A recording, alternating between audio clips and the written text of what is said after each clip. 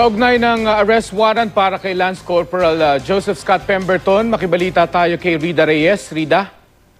Yes, Mark, ilang minuto pa lamang ang lumilipas ng ibaba nga itong arrest warrant laban dito kay Lance Corporal Joseph Scott Pemberton. Ito ibinag ng Olongapo City RTC Branch 74 dito sa Olongapo City.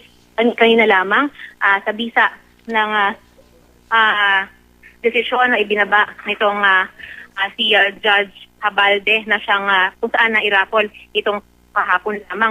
Dahil nga special case na maituturing ito, Mark, ay minadali itong pag-aaral sa kaso at dun sa official statement na ipinadala sa atin ay sinabi na nakitaan nga daw ng probable cause para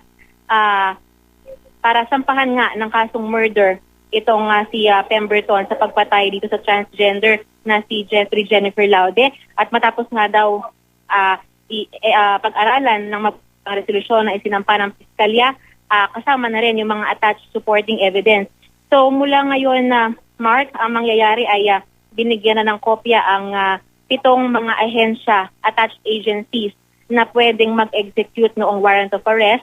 Kasama na dyan ang DSA, ang Camp Aguinaldo, ang Camp Crame, ang National Bureau of Investigation sa Maynila, ang Olongapo Chief of PNP, ang Olongapo Chief of Criminal Investigation and Detection Group, at pati na rin ang Olongapo Chief of the NBI. So itong 7 agencies na ito, Mark, paglilinaw sa atin ng Branch 74, alinman sa kanila ay inaatasan at authorized na mag-execute nitong of arrest laban kay Pemberton na nasa Camp Aguinaldo sa mga oras na ito. At hindi pa malinaw kung saan mapupunta ang kustodiya ni Pemberton, pero ang malinaw daw ay nasa jurisdiction ng Olongapo City itong magiging kaso ni Pemberton, Mark.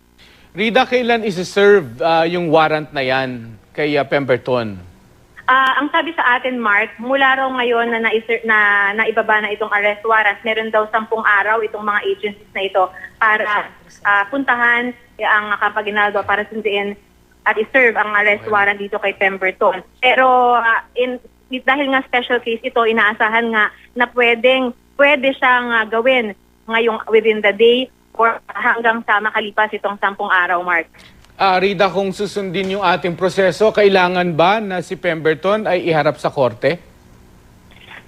Yes, Mark. Actually, ito naman ay arrest warrant lamang. So, kapag nasundo na si Pemberton, kailangan niyang dumiretso dito mismo sa Olongapo Justice at dito nagagawin yung booking process, yung pagkuha ng mugshot, pagkuha ng kanyang fingerprints, pagsabi ng kanyang mga karapatan, At pagkatapos nun, kailangan siyang iharap mismo kay Judge Habalde na siyang may hawak nga ng kaso. Mula doon ay i-discuss niya, Mark, kung ano yung kanyang mga karapatan, kung anong mangyayari, kung ano ang mga ibang mga detalye at possible scenarios na mangyayari sa paglilitis. At also, i-schedule kung kailan ang magiging arraignment nitong kasong ito, Mark. Kailan nyo inaasahan, Rida, yung commitment order, yung utos ng korte kung saan siya dapat ipiit?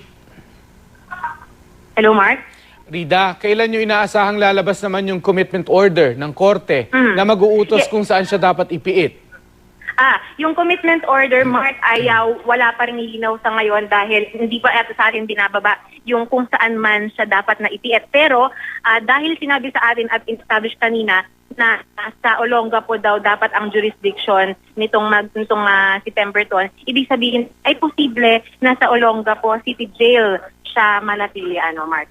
Rida Reyes, maraming salamat.